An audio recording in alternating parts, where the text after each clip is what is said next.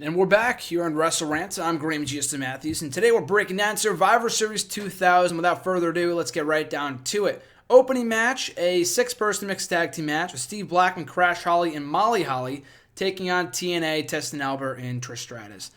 Basic match, nothing bad, nothing good. Blackman, Holly, and Blackman and the two Hollies get the win, and that was basically it. Really, nothing much more to say. It was a good match. I mean, it wasn't a good match, but it was there. I'll put it that much. I'll put it that way. I mean, it wasn't bad, wasn't great, just kind of there, and a fine way of opening the show.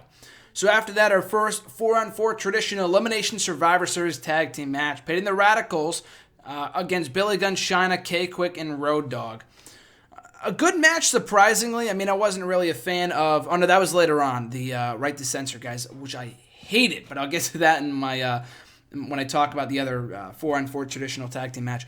But yeah, this one was good. I mean, I thought the Radicals, they were really starting to build them up around this time, so they had to give them a credible win, in which they did. The sole survivors were Benoit and Saturn, I believe. But yeah, I thought it was a good match. Billy Gunn and Chyna were, I think, a unit at this time, and he was doing the One character, which was so fucking stupid. Oh, man, that was awful. And then Road Dogg wasn't doing anything. He was tagging with K-Quick, and K-Quick, of course, is R-Truth, and they were awful. Not a good pairing. The Billy Gunn's character, I just had no idea what it was about until I saw it. I had never seen anyone talk about the One character with Billy Gunn. That was during his failed singles push. And Chyna didn't really benefit. I thought she was a bigger star than everyone that she was teaming with. Road Dogg and K-Quick were damaged goods by that point. And the Radicals were on the rise, so thankfully they got the win, and the match wasn't too bad, or at least bad as they thought it was going to be. After that, we had Kane versus Chris Jericho. Kane picking up the win. A good match. I mean, Jericho tried his best to get a great match out of Kane. I've talked about this before. I can't remember one truly great Kane match. I mean, the Big Show too, but I mean, I feel like even Big Show has had better matches overall than Kane, and Kane's a very good worker. It's just the fact that, I don't know, the feuds that he's involved in or the opponents he has, they just don't create compelling chemistry, if that makes sense. But, yeah, it was a good match. The feud would not end here, as Jericho would attack Kane backstage regardless, and that would continue the feud. And I think that was over like a spilled cup of coffee. Like, literally, I'm pretty sure that's what the feud was over. So it was over something really, really stupid. But yeah, I thought it was a fine match, and Kane picks up the win, where Jericho should have won, but it is what it is. After that, for the European Championship, William Regal defending the gold against Hardcore Holly. Pretty much a nothing match. Holly got himself disqualified by using the belt to lose the match and lose the title. I mean, he didn't have the title to begin with, but he lost his opportunity to win the gold, and Regal picked up the win via DQ, so it was just kind of there. A fine filler match. Again, like the opener, nothing bad, nothing great. So we had The Rock versus Rikishi up next, which I thought was probably the match of the night. I thought it was a very, very good match, and surprisingly so. I mean, you wouldn't think that, especially after the Unforgiven match between Rikishi and Stone Cold was such a fucking train wreck. And it wasn't bad, but I don't know, just the type of wrestling fan that I am, I'm just not really kind of a fan of the brawling kind of shit, and I'll get to that in the main event. But yeah, this I thought was really, really good. Rock got a great match out of Rikishi. Rikishi didn't really have as much pressure on him as he did a couple months earlier, because Triple H was already revealed as the person who ran down Stone Cold, with Rikishi as an accomplice. So he wasn't riding solo here. He had some help from Triple H, and it really benefited him. And I thought The Rock really got the best match he possibly could out of him. Rikishi hitting like 4 bonsai drops on him. So, I mean, the fact that Rock kicked out and ultimately picked up the win with the elbow was a bit illogical. But still, a far better match than it had any right to be. Maybe could have used a few more minutes, and The Rock picking up the win was, logical. But a much better match than I really honestly expected going in. So 2 thumbs up to The Rock and Rikishi. For the Women's Championship, Ivory defended the women's title against Lita successfully in a very kind of throwaway match. They just did not gel well. I don't know if it was this show. It might have been No Mercy. They had another match too. They just did not work well together. Ivory as the Right to Censor representative for the women just was not working. People didn't care. The match was all right, and Lita tried to have a good showing, but they just did not have good chemistry with one another. And Ivory still your women's champion after that bout. So for the WWF Championship, we had Kurt Angle defending against The Undertaker, which I thought was a good match. I thought they've had better matches before on like Raw and SmackDown and shit. And also in recent years, and most recently in 2006, the match in No Way Out, which I thought was incredible. This match I thought was not as good, but still pretty good considering who was involved. I mean, for the people that are involved, you're not going to get a bad match out of Angle and Undertaker. Maybe slightly underwhelming considering you think that these two are going to deliver a big-time marquee, a much better match than they did, but for what it was, I enjoyed it. But I did like the finish. I could see why people did not like it or whatever. I thought it was clever or creative. I didn't even pick up on it. I forgot this even happened. But Undertaker had pinned Kurt Angle, got the 1-2-3, and Earl Hebner stops before the 3 count. You're thinking to yourself, oh no, another Montreal screw job. Oh fuck. But before that can happen, Kurt Angle, the real Kurt Angle, comes back in the ring and pins Undertaker to pick up the win. So it was revealed that Kurt Angle had a body double. I don't know. I don't think it was his brother. It was some person who looked a lot like Kurt Angle if you didn't really pay attention to his face. And he got involved in the match. They switched places, and Angle picked up the win that way. And I'm pretty sure they did that same exact thing a couple years later, either in Angle's feud with Brock Lesnar or Eddie Guerrero. I can't remember exactly, but it was it was Kurt Angle's version of Twin Magic almost, and it was pretty funny. And I thought it was a clever finish. It protected Undertaker, kept the belt on Angle after an amazing first year in WWE as King of the Ring winner, European champion, Intercontinental champion, World Tag Team champion. So it was a great debut, or a great first year for Kurt Angle after making his debut at the event only 1 year prior. And pretty good match. Could have been better, but still very good.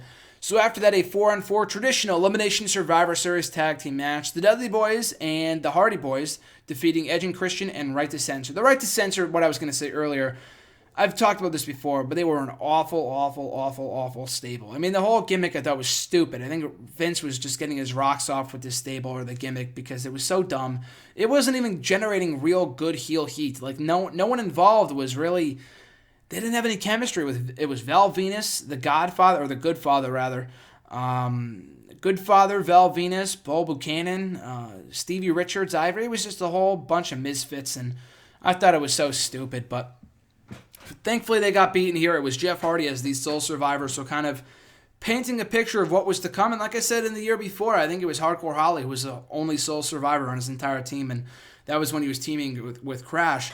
And I just thought it was weird that they had him just survive on his own, and as opposed to both Hardcore and Crash. But Jeff Hardy, they probably saw more in than anyone else involved on his side of the team, so they had him be the sole survivor. I mean, of course, he wouldn't really break out on his own until a little while later, but... regardless, I thought it was a fun match. Could have been better considering the 3 teams, 3 of the greatest teams of all time, Edge and Christian, Dudley Boys, and the Hardy Boys.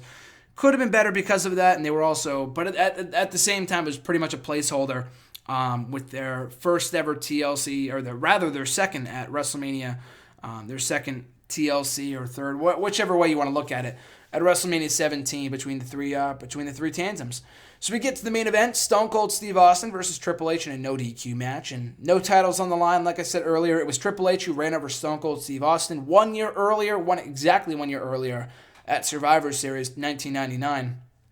So that was the motivation behind this match, and they probably wanted to end the night on I guess a happy note, which I'll get to in a second, as opposed to the screwy finish in the WWE title match, marking the first time in, I think, as Jerry Lawler said, 6 or 7 years that the title had been successfully defended at Survivor Series. But anyway, the main event, basically a brawl. It wasn't bad. I mean, I was really expecting more of a match, but it was an all-out brawl, dragged on a lot longer than it should have, and ended in a no contest. No one won, no one lost. They ended up, brawling to the outside. It was never explained what happened in the match. They just went off the air. But Triple H, was in a car looking for Stone Cold, and I think he might have been with X-Pac. I'm pretty sure he was with someone else, and Stone Cold was in one of those, I forgot what they're called, but he picked up the car with his own vehicle, and he dropped Triple H in his car, almost simulating death. That's basically what it was, right? He would have died, but he didn't. Miraculously, he was okay by the next night on Raw, I'm pretty sure, because he's still here today. But yeah, I thought it was a cool ending. They probably wanted to end it with that oh my god factor of it, but yeah, the match I thought was kind of an afterthought because of what happened at the end, and the whole that. I mean, I know wrestling is supposed to suspend your disbelief, but that was a bit stupid. It was a great visual, don't get me wrong, but I thought it was a bit illogical, or a bit unrealistic, I guess I should say. Stone Cold should have been arrested from fucking murder the very next night on Raw, but I'm pretty sure he wasn't, knowing the Attitude Era was, well, the Attitude Era. But that was Survivor Series 2000. Not a great show either. I thought it was better than Survivor Series 1999 in the Hall. There were better matches all around.